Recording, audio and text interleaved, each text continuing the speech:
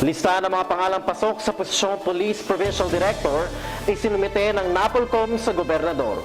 Containerized soft port sa SWAL pinag-uusapan na. At mga nawawalang mangingisda mula sa Infanta natagpuan na.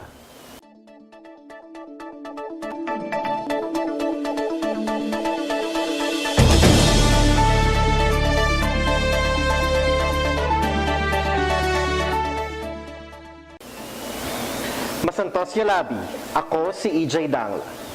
Matapos tanggalin si Senior Superintendent Marlu Chan sa kanyang pwesto bilang Police Provincial Director sa kadahilan ng paglabag sa National Police Commission Memorandum Circulars at iba pang legal na kaso, ay pinahintulutan na ng NAPOLCOM ang paghahanap ng kapalit nito.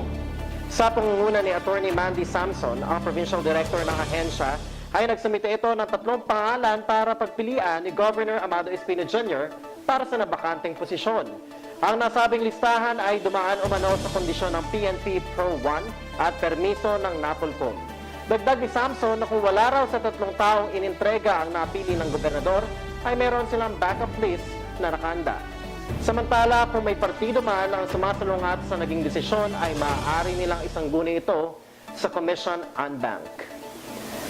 Isinagawa na ang negosasyon sa pagtatatag ng Port of SWAL bilang isang containerized sub-port na isang priority project ni Governor Amado Espino Jr. para sa lalawigan ng Pangasinan.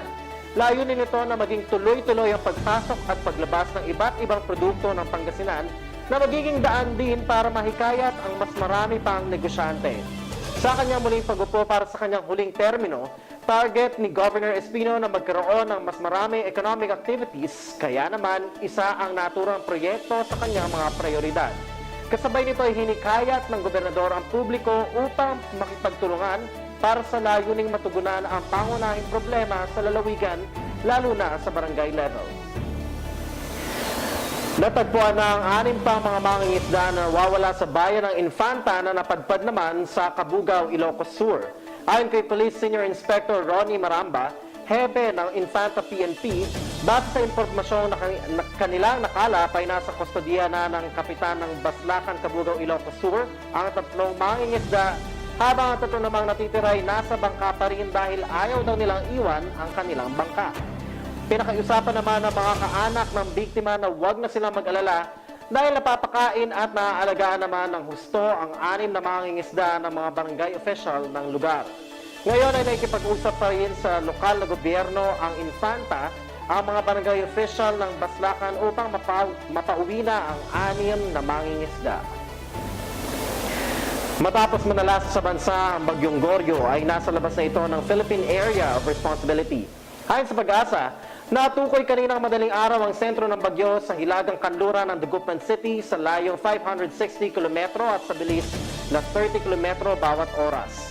Sa ngayon ay wala nang sama ng panahon na umiiral sa bansa, ngunit makararanas pa rin ng mga kalat-kalat na pag-ulan ang kanlurang bahagi ng Luzon at Visayas dahil sa hanging habagat. Samantala, pinaalalahanan naman ng pangasiwaan na huwag pa rin pumalaot ang mga mangingisda lalo na sa western seaboards ng Luzon dahil na rin sa malaking alon dala ng nasabing bagyo.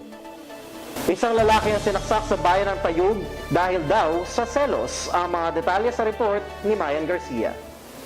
Patay ang isang 27 anyos na lalaki sa Tayug, Pangasinan matapos itong magtamo ng saksak sa bewang. Kinilala ang biktima na si Christopher Garcia na residente ng barangay San Alejandro sa bayan ng Santa Maria.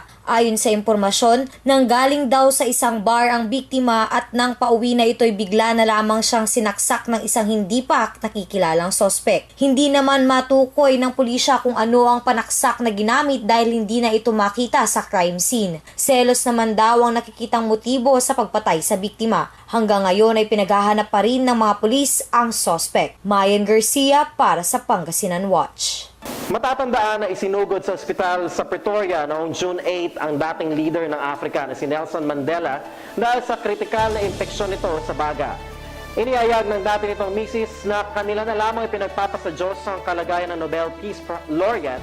Ayon naman sa anak nitong si Zinzi Mandela, sa kabila ng kalagayan ng ama ay alerto pa rin ito. Sa ngayon ay patuloy ang pagdagsa ng mamamayan ng South Africa sa labas ng nasabing ospital para mag-alay ng dasal, magtirik ng kandila at mag-iwan ng mensahe para rito. Para sa inyong kaalaman, si Mandela ay masuyong tinatawag na mandiba ng halos 53 milyong mamamayan ng South Africa. Siya ay nakilala sa buong mundo bilang arkitekto ng mapayapang pagbabagong sistema sa multiracial democracy noong 1994 matapos ng 3 siglo ng paghahari ng mga puti. At yan ang mga balitang nakalap sa aming patuloy na pagbabantay. Mga balitang hatid sa ngalan ng tapat na serbisyo at sa kaalaman ng karamihan. Mabilis, totoo at mapagkakatiwalaang impormasyon. Ako si EJ Dangla at ito ang Pangasinan Watch, ang mata ng publiko sa probinsya.